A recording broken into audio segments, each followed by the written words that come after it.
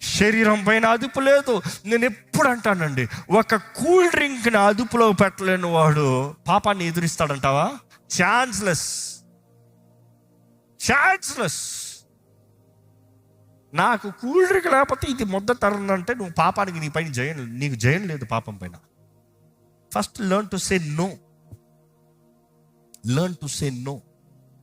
ఒక వ్యక్తి యేసుని నమ్మిన తర్వాత, యేసు చేతుల్లోకి తన జీవితాన్ని అప్పచెప్పిన తర్వాత ఫస్ట్ చేయాల్సిందంటే లోకానికి నో, లోక కార్యాలకి నో, లోక ఫ్రెండ్షిప్లకి నో. ఈరోజు నో చెప్తాను మనుషుడికి ఎంత మొహమాటమో. Be bold enough to say no. I'm a child of God. నేను దేవుడు సొత్తు, నా దేవుడు ఏమనుకుంటాడు అనేది నాకు ముఖ్యం. నువ్వేమనుకుంటా నాకు అక్కర్లేదు. I'm sorry.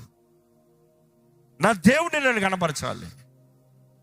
నోటి పైన అదుపు లేదు, శరీరిచ్చల పైన అదుపు లేదు, పాపపు జీవితం, పాపపు కార్యాలు, మోహపు చూపులు.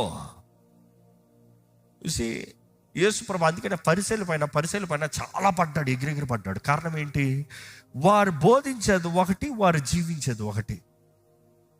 అందుకే అంటాడు, మీరు బయట చూస్తే తెల్ల సున్నము కొట్టిన సమాధుల వల్లే ఉన్నారయ్యా, కానీ లోపట చూస్తే ఎలా ఉన్నారు?